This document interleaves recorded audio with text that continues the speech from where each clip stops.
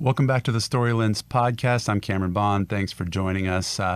Today we're going to get into a conversation with Ken Howard. He is a marriage and family therapist and a good friend of ours and just has unique skill set in that space. And we're going to jump into family systems from kind of identifying what they are, but also thinking about how one fits in their family systems and really how that family system informs decisions and relationships and the way we do conflict. And, specifically we kind of get into this idea of, this analogy of the whirlpool, that we are all in the flow of our family or our business, and that has energy, and to change it doesn't happen overnight. And so really good conversation. Glad you're here. If you want some resources, in the link below, we provided a one-pager. Ken has shared some resources, places to go. You can also get his contact information there, as well as information about our firm if you want to learn more. So thanks for being here. Appreciate it. And we'll jump right in. Welcome to the StoryOne podcast, where your story is our focus. We explore wealth, legacy, and purpose through a process that starts with deep listening and leads to one-of-a-kind strategies. At StoryOne, we believe the best planning begins with you. So as we jump into today's conversation, if you didn't get a chance to listen to a previous podcast when we had Ken on, we jumped into conflict and combat and reconciliation. You should just start over. You called it a podcast. Okay. Is the we were talking about cats. Is the recording on? It's on. Okay. Yeah. All right. So Sorry. no, I'd say pause. You were thinking about cats. Say it. That's what I was saying. So we're gonna do. We have That could be the name of your new we have a podcast, cat Cameron. podcast as well. Yeah. All about cats and dogs. Yeah, absolutely. This would be wonderful. First topic is, can you actually feed a dog chocolate? That's right. Without ramifications. Okay, so I've already introduced you. That's a weird mental shift. Okay, so if you didn't get a chance to listen to the podcast when we last had Ken Howard on, we jumped into conflict and combat and just seeking reconciliation and unity in a family. And, an important piece of that conversation that we want to delve more into today is this idea of family systems. And Ken, probably just start off with a brief definition of it, because family systems is somewhat intuitive, but it's also a little bit of therapy sounding, Yeah. So break it down for us. Tell us a little bit about what that means. Well, but then it's also like family system. I mean, it's really systems, period. Yeah. So it could be family systems, it could be Work. business. Right. Yeah. So like so many yeah. of the businesses we work with, it's like, you might not be family, but you worked here for 30 years. Yeah. Right. So the concept of family systems that then can Yeah. that can be used in many different ways is that the people within the system build a system. The people within the system influence the system, and the system influences them. That the people within the system influence each other, and you influence me, and I influence you, and that we're constantly influencing, changing, growing, evolving as individuals within a system, and the system itself. So I think about it as the analogy of like the fish in the water, right? It's like swimming along and saying, "Hey, how's the water?" And the other fish says, "What's water?" Right? Like this is what we live in. Yeah. And a lot of it's invisible. I think one could live their whole life and never stop and kind of think about it and say, "What's water?" Right? So how does until you one jump out of water, and then you can see water. Yeah, you don't even know that there's water. Yeah, and I think that's kind of where I'm going, is this idea, like, how does one begin to understand or look at and recognize that they are in a system and start to understand how that system works and how they fit in it? And then we'll go to what do we then do with that information. But go ahead. So there's a book called Attachments by Clinton and Sibsey that is probably the best book that I've ever read on the intersection of attachment theory and theology. And that attachment theory piece really is, hey, I was a child embedded in a system, and with this particular caregiver, I developed this kind of attachment style. And with this caregiver, this kind, right? And those lenses, now crafted for me from birth to about 6, influence how I see the world. So that's a great book to kind of think through attachment theory. But the systems, the interesting thing about systems is when you are embedded in a system, you take on roles and responsibilities in those roles. So let's say that we're all siblings, and my job in the sibling subset is that I'm the mediator. So when mom hurts your feelings, you don't go tell mom, you come tell me. And then my job is to go to mom and be like, Mom, you hurt Cameron's feelings again. So let's just say that I'm now going to therapy and I'm realizing that that's enmeshed and that that's not healthy for me, and it's not healthy for you because I'm stripping the weight off of your bar. You're getting weak and atrophied. I'm getting stronger. So I now come to you and say, hey, I'm not going to go to mom anymore. If she hurts you, you need to go take that on. You're going to have a real dim opinion of that because now you're going to have to lift your own weight. Yeah. And you're going to try to push me back into a role that actually harms me for you to benefit from. So that's the thing about family systems, is that when you get healthier in a system, not everybody in that system is going to support that, because some people benefited from your unhealth and from being in a role that is not good for you, but was good for them. So that the question then, as anybody listening could kind of step back and think of, okay, in my system, what are my roles? In my family system, I was the privileged black sheep. So I was the black sheep of the family, but everybody loved to hear the stories of my black sheepness and privileged me. So I had actually a privilege. Some people that are black sheeps, they're outcasts. Yeah. I was privileged in my black sheepness. So the crazier the stuff I did, the more my family ate it up and loved it. But that also meant that once I started getting healthier, I no longer did those things. I lost a privileged position in my family because I wasn't the crazy one anymore, doing crazy stuff. So there's that relinquishing of a thing that no longer serves me. I also relinquished a role that was privileged in my family in order for me to take on a healthier role and follow healthier rules. Yeah. So is the first step in wading into even thinking about, is it just a naming? It is making the unseen seen, effectively? So one of my favorite authors, her name is Brene Brown, and she said, clarity is kind because you can't work on what you can't see. So as long as those things in childhood kind of have tied into you and jerk you around like a marionette, you don't even realize what a cruel master that is. You don't realize how you're being jerked around, and therefore you can't alter it or change it.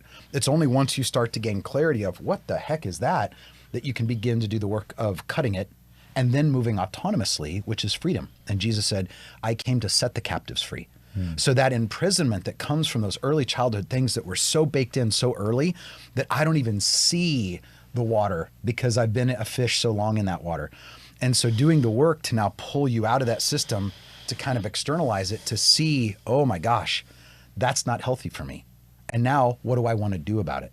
But clarity is kind, because you can't work on that if you can't see it. Yeah. One of the things that we talk about when we're working with families is there's written rules and unwritten rules. Right. So businesses, families, like this is the way we've done it. This is the way we're doing it because that's the way we've always done it, right? And this is the way that grandma wanted to do it, even though grandma's not even alive anymore, or grandma's retired or not in the business. It's like, this is the way we're doing it because that's right. And so it is interesting, like when somebody encounters it, when somebody wakes up and they're in their 30s and their 40s and their 50s, or they wake up and they're in their 80s and they're like, I don't like what my family's become or becoming, and they want to change. Yeah. Right? They want to be like, let's set a different trajectory. Let's change the way this moves. Like, kind of address that. Like, what are the first steps? How do you start? Yeah. And again, like, the other interesting thing that is often the reality, and when there's a family business involved, when there's multi-generational wealth involved, is that generations stay connected, right? So people don't disperse, or if they do disperse, they're still connected because they're all beneficiaries of a trust, or they're all getting dividends from a business, or like there's something there that's still connecting them. Yeah. Right. So there is like this idea of like, I'm just going to go off and do my own thing. Often doesn't happen in those types of families. So talk a little bit about, like, again, like you wake up day one, you're like, I want to change the way things are operating. Yeah. Like, where would one even start? So a friend of mine grew up in a crabbing family in Maine. And I was asking, I don't have any experience with crabbing people. What do crabbers do? Teach me, what's a crabbing boat day look like, right? And he said, you never have to he was telling me about it. He said, you never have to put a lid on a bucket of crabs. And I said, why? And he said, because the crabs on the bottom will pull the crabs on the top down and stand on them. And then the crabs, and it's a rolling bucket of crabs and no crabs are going to get out of there. Wow. And I'm like, you just described the family systems I'm working with. Because when one person tries to change their attitude and change their altitude to grow towards health, the crabs will pull them back in. And it's a powerful force for a family system to see one of the crabs leaving and shame them, attack them, you know, really compel them to relinquish that path of health and come back in, because not all people or systems are open to healthy tools. Yeah. And so that's one of the more difficult things that my clients, it's literally in my paperwork that says, if you're going to choose the path of health, you have to understand not all the relationships that you currently have will make it. Because if you now tilt and start to grow and these other people continue to move towards unhealth, you are growing away from each other. And that is a recognition of, is this path worth relationships that might be lost because they're not going to come with you? So one of the things that they taught us in our master's program was, you have to realize the negative impact that a master's program has on a marriage, because you're now growing at an exponential rate. And so you need to come home and open up to your spouse and invite them into how you've grown that day, and so that they can come with you. Otherwise, you will be growing apart. 2 of the marriages in our master's program didn't make it because of that. They grew away from each other. Or one spouse was saying, don't you bring that therapy stuff home, and was impervious to it, which was tragic, because he was trying to say, this is something that could help us, and she wanted no part of it, and that marriage did not survive it. So, you know, that is a commitment of, I am choosing to grow incrementally towards health, but that's me individually. It has to begin here. I got to start with the plank in my eye before I start working on the speck in yours. So where do you start? You start with the humility of opening to, hey, what is my part in this family system? I need clarity. And that's where a therapist can help with that. And what do I want to do differently? What do I want to learn and grow and evolve before I can come to a system and affect change? I have to be changed. Yeah. And often, again, it is interesting, like we do have, again, some of the wealthiest people I've ever worked with started very, very poor. Right. And part of the reason they became wealthy is because they didn't want to be poor anymore. Yeah. Right. So they were like, grit. So they were that change agent for their family. And they're like, this branch of the tree is going to do something different, right? We have some friends in Chattanooga that, you know, grandpa 70 years ago decided, like, I'm going to do things different, right? So he literally, I can remember him telling the story of, he had an amazing experience with the Lord, just basically decided, hey, I want to parent differently, right? And so up to that point, successful business guy, you know, he would come home every night, and his ritual was, I would come home every night, I would turn on the news, and I would sit in my chair and read the newspaper until dinner was ready. And I had this experience with the Lord, and the Lord really softened my heart, and all of a sudden I wanted to connect with my kids. Yeah.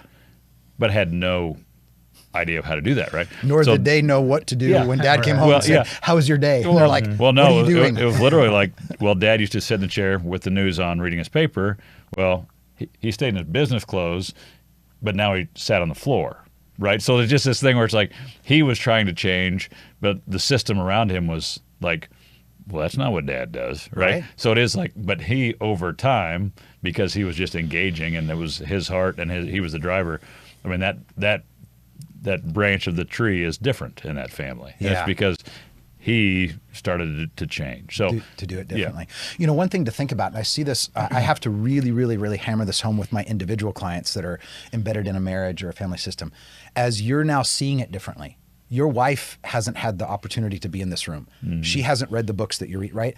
So if you go home and now sneak attack her with new tools, the probability of that working is quite low, because you've now changed the dance and changed the dance steps, and she has no idea of what not only you're doing, but what she's supposed to do. So the place to begin in that is, hey guys, I want to share with you what the Lord has done in my heart and why I want to sit on the floor now and how I want to connect to you differently. And now the family goes, oh, I know what you're doing, and I know what my part of that is. But when you don't have that antecedent conversation and you just sneak attack somebody, it sabotages the process, which can inoculate you to, oh, see, they don't want to connect with me. No, they do. They just don't know what you're doing and what they're supposed to do. Yeah. Well, and then there is, there are the systems that, Grandpa's in his 80s. He's not going to change. Dad's in his 60s or 70s. He's not going to change. But then the 30-year-old or the 40-year-old has this experience or decides, hey, when I get to start making decisions, I want a different culture. So it is just like this interesting, it's not like in waiting, but it is like, well, what can I do either in my family, my nuclear family, or what can I do across the multi-generational family to begin to have those healthy discussions? Yeah. Or to begin to have those, Your point is well taken, but I do want to say there are some 80-year-olds that it's not that they can't change. I choose not to change. But if somebody were to come to them and say, Grandpa, I want you to know me before you die, and I want to know you, but we don't know each other. Could we do that differently? That 80-year-old might be open to something. They've just never seen that. I don't. For sure. I want that. I just don't know what that is. How do you do that? And they could be open to change if somebody could present them, this is how that's done. But to your point, there are some people that'll be like, nope, I don't want that. That's vulnerable. I'm not doing it. Yeah.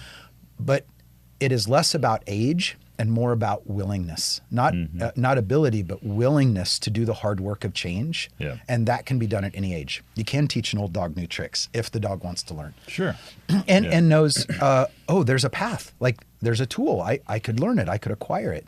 And I work with a lot of older people who are doing that work, and they're healing their relationships with their 50-year-old kids and their grandkids, and they're closing out their life with very different relationships because they're learning to do it differently. Yeah. But it's because they want that. Yeah. Well, it is interesting. A lot of times, like I even think about like my relationship with my grandfather was much different than my dad's relationship with my grandfather. Right. So we grew up on a farm. But the granddad that I knew was like very gentle, very like. But my dad, like I can remember hearing my dad saying things about my granddad, and I was like, What? That's not my grandpa, right? So, but it is this interesting thought of like, I probably could have gone to my grandpa, like, funny, like, analogy, and actually a true story. Like, so for years, like, I would always tell my granddad I loved him when I left the house, and literally the answer would be, I do you too. Right?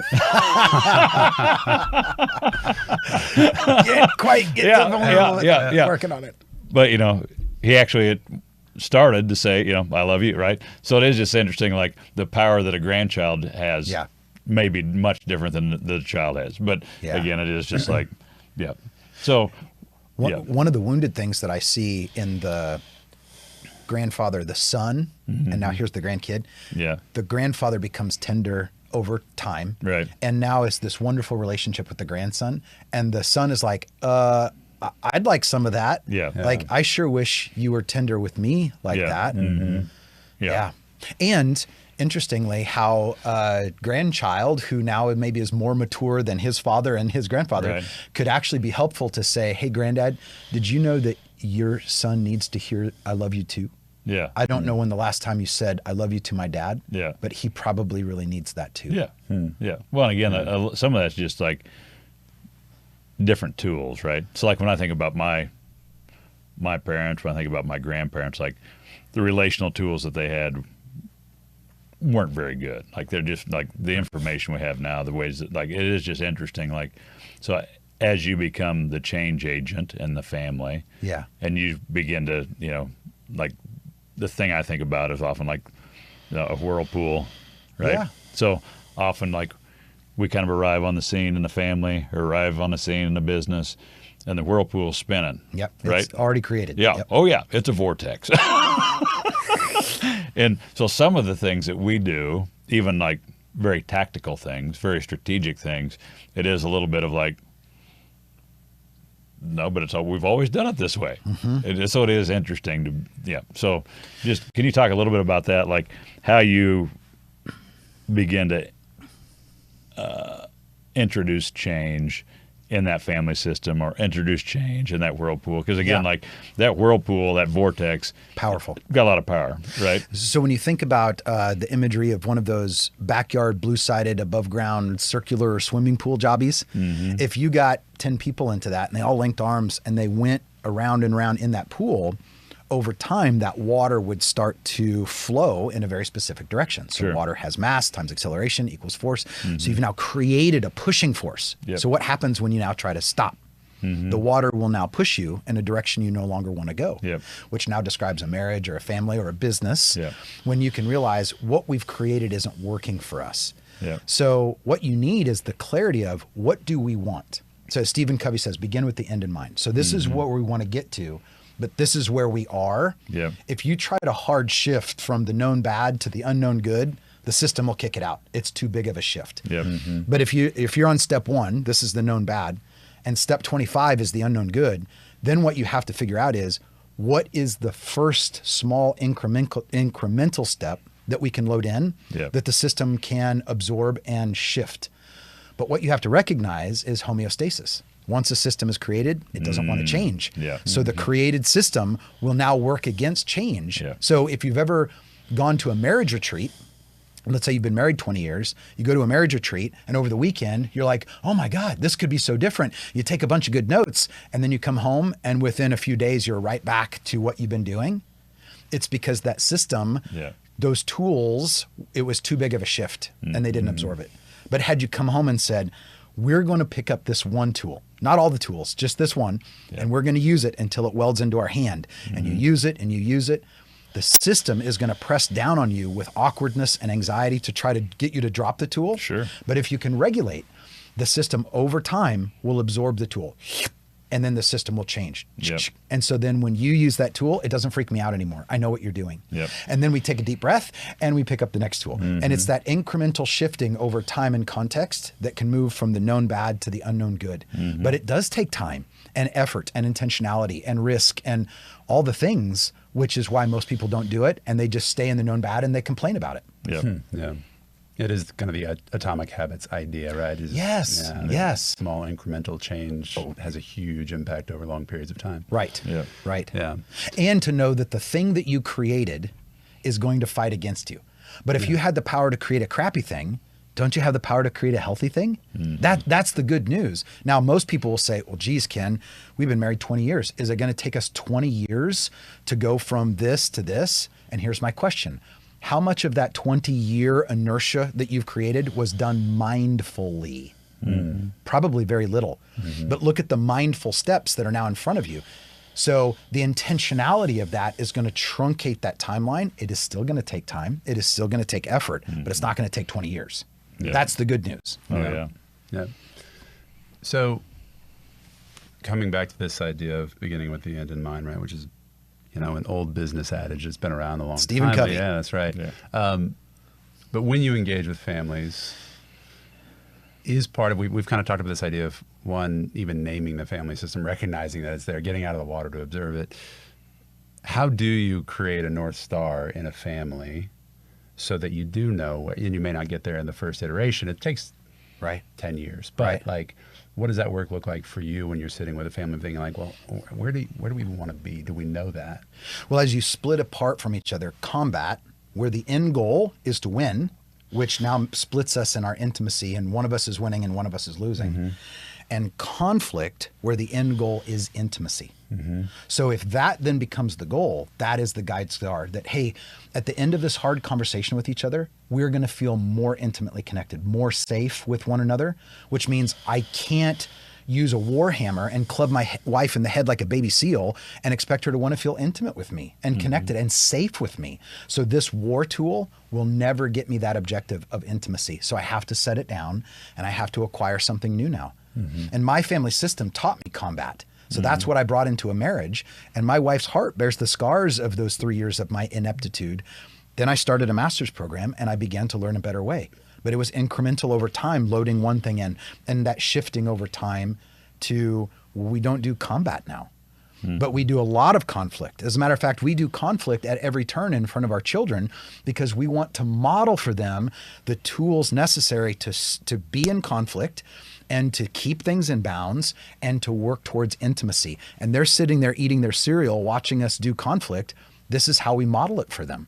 And so now those are native tools for them. It's always interesting to me how some of my clients will say with a point of pride, I never saw my parents fight. And I'm always like, I'm sorry to hear that, because then how did they teach you how to do that well? Yeah. You know, they would go offline and do it behind closed doors and come back and something magical had happened, but the child didn't have access to that. Or they would do open warfare and combat, which is patently unhelpful. So they come out of that with nobody modeling how to do conflict well. And so we take every opportunity to do that in front of our children, and they know how to do it really well. Yep. Yeah. Well, the other option, again, more I think, is not fighting. And so what happens a lot of times in the not fighting, you know, the Cold War kind of idea Sweep is it like, under the rug. well, I'm going to be angry until I forget about being angry, and then we're just going to be okay then, right? Yeah. So there is like this idea of, well, we're never going to really reconcile, but we're never really going to fight either, right? And that's a lot of where, you know, again, like most relationships, most friendships last 4 years. And it's just because toxicity builds up, and we're like, man, I'm just tired of Ken. So here's something to think about from a neurological perspective. Our prefrontal cortex is the only part of our brain that can tell time. Our limbic system, our survival brain that holds those deep wounds from childhood, from early relationships, from our relationship, it has no capacity to tell time. The limbic system, the diencephalon, the brainstem, the cerebellum, they have no capacity to tell time. But they're what's holding that woundedness. So if I was hurt 15 years ago and you now touch that wound, for my limbic system, that's not 15 years ago. That's now. Oh, yeah. And so when those wounds go unhealed and unattended to, when they erupt with the force of now. It is our prefrontal cortex that understands you're touching a 15-year-old wound, but the limbic system can't tell that that's happening now. Well, and that's the interesting part is you're touching a 15-year-old wound, and I'm reacting like you just did the worst thing ever. Right. But, oh, by the way, that 15-year-old wound, you actually didn't put it there. Right. My other business partner or my Mom. dad. Or, Yeah. So this is interesting. Like, so as we see families, as you see even, you know, in businesses where things erupt, often it's like something that's minor turns into something that's major. And it's like, man, a lot of chaos happened around something that wasn't really a big deal, but it was a big deal because of that woundedness. It activated, Yeah. aggregated big deal. Yeah. Yeah. Or, you know, we have a matriarch or patriarch of a family that wasn't given tools. Mm-hmm. They were wounded. Yeah. And all of a sudden, you know, something sets them off, and it's just like, Katie, bar the door, right? Because it's Hurt people. Yeah. Blast zone, right? Yeah. Like, yeah. How do you just get it? At that point, there are times where it's just like, okay, we just need to get out of the blast zone here because, yeah.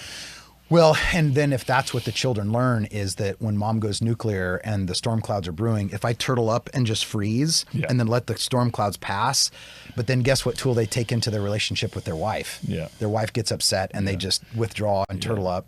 And so, not to mention it's the dog that barks at the mailman, right?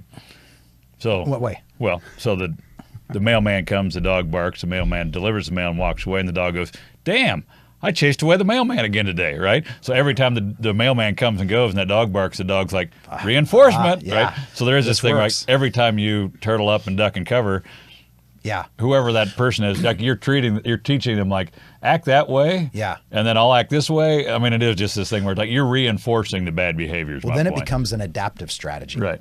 As a child, I learned the adaptive strategies in a home that doesn't feel safe, and I learned how to navigate that. Yeah. So yes, it allows the child to survive, but then those adaptive strategies, once I leave the context of my family system and now I'm in a marriage, those tools are now maladaptive. They work against me, not for me. Oh, yeah. Because now I'm a grown man using the tool of a boy. Yeah. And in the wrong context. Yeah, and we see a lot of that, you know, blow up marriages, and it's super sad when, people haven't done the work or people, again, carry that woundedness or that strategy into what could be a healthy relationship and mess it up. One of the biggest things that I have seen that prohibit people from doing that very work is the lens of shame. So when you're listening to Satan's voice, that shaming voice that says you're bad. So the difference between guilt and shame, guilt is I did something bad. Yep. Shame is I'm bad because of what I did. So guilt is about behavior. Shame is about identity. So when I'm listening through the lens of shame, it steals from me the capacity to know the difference between an observation, ow, you hurt my feelings, and an attack. You're a lousy husband who never does anything, right? Yeah. And so when I'm listening through shame, when you say ow, I don't see you as somebody that's hurting. I see you as somebody that's attacking me. Blaming. And so then what do I do when I'm attacked? I defend and maybe attack back. And now we get into an attack posture. And then Satan sits back and eats his popcorn and watches his favorite show, which is us ripping each other's guts out. And all you said was ow. And so that lens of shame does not allow us to hear with accuracy what's being said. And we hear ourselves being attacked and we deflect and attack back. And it's so disruptive to relationships.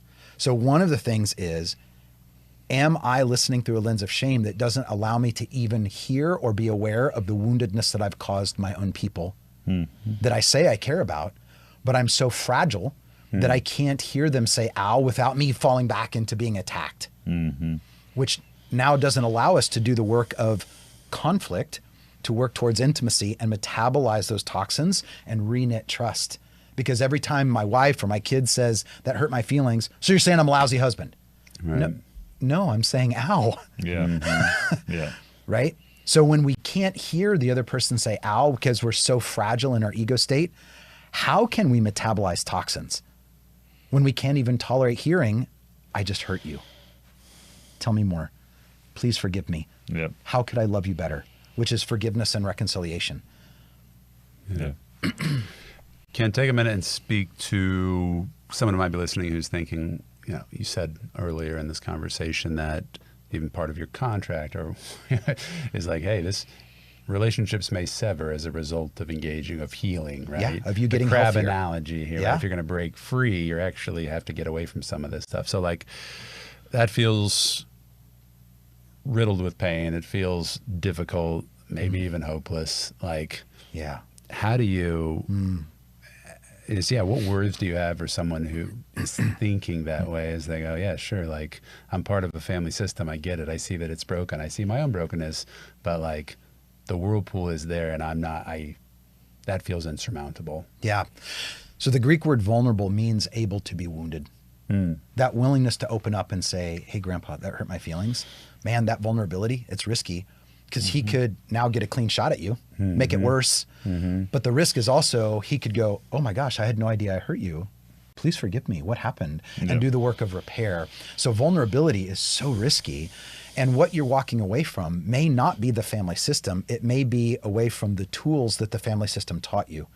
But now I'm walking towards new tools that enhance the system. So it doesn't have to lead to cutoff. Maybe in its worst case it does, but what it can in the very best is we can identify these tools that aren't working for us. We can walk away from them and towards something better that actually binds us and connects us and lets us feel safe with each other. And that's where healing happens, is when we're safe with one another. Yeah. When you're engaging with one person, or maybe let me rephrase this. Are there times in which you engage the whole system? Yeah. Or is it always kind of as an individual, right? And whether that's with a business, with a family, like how do you think about that work? So I'm a marriage and family therapist. So we were trained as systems thinkers.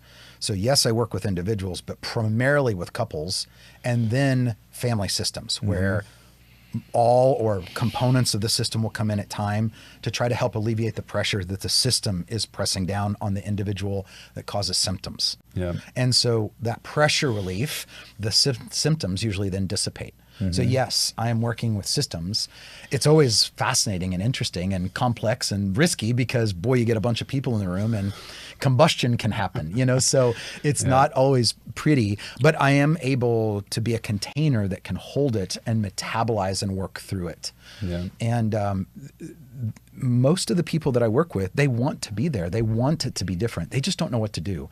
And as conscious, sentient, responsible adults, it's okay to not know what to do. It's just not okay to not find out what to do. right? So it's okay to recognize a deficit. What are you going to do about it now?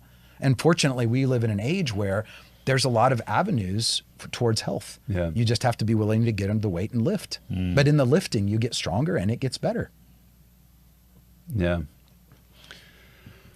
Well, Ken, thank you for giving us some of your time. Absolutely. Really appreciate it. Love your insight and just your passion for this work. And again, we've just seen it do a lot for families that we know and work with. And so, thanks for sharing your time. If you do want to get connected with Ken or his work, Aspen Partners is his group, and you can find a link to his information below, and feel free to check him out. We certainly encourage you to do so. So thanks for joining us today. Appreciate your time. If you could subscribe or like, if you've listened to us this long, you're probably enjoying the conversation, so we'd love for you to share it with your friends, and appreciate it. Thank you. Thanks, Ken. Thank you. Thanks, Cameron. Thank you for joining us on the StoryLens podcast. If you're navigating complex financial decisions, we're here to help. We know your story is anything but ordinary, and that's why we start there, because the right solutions are as unique as you are. StoryOne Family Office, LLC, or StoryOne is a registered investment advisor, RIA, registered with the United States Securities and Exchange Commission, SEC. Registration as an investment advisor does not imply a certain level of skill or training, and the content of this communication has not been approved or verified by the United States Securities and Exchange Commission or by any state securities authority. StoryOne renders individualized investment advice to persons in a particular state only after complying with the state's regulatory requirements or pursuant to an applicable state exemption or exclusion. All investments carry risk, and no investment strategy can guarantee a profit or protect from loss of capital. Past performance is not indicative of future results. This podcast is intended for informational purposes only and is not intended as the sole basis for financial decisions, nor shall this be construed as advice for the financial needs of any individual. StoryOne is not permitted to offer, and no statements made during this podcast should constitute legal or tax advice. The information contained herein has been compiled by independent third parties, have been obtained from sources who are believed to be reliable. However, accuracy and completeness cannot be guaranteed by StoryOne.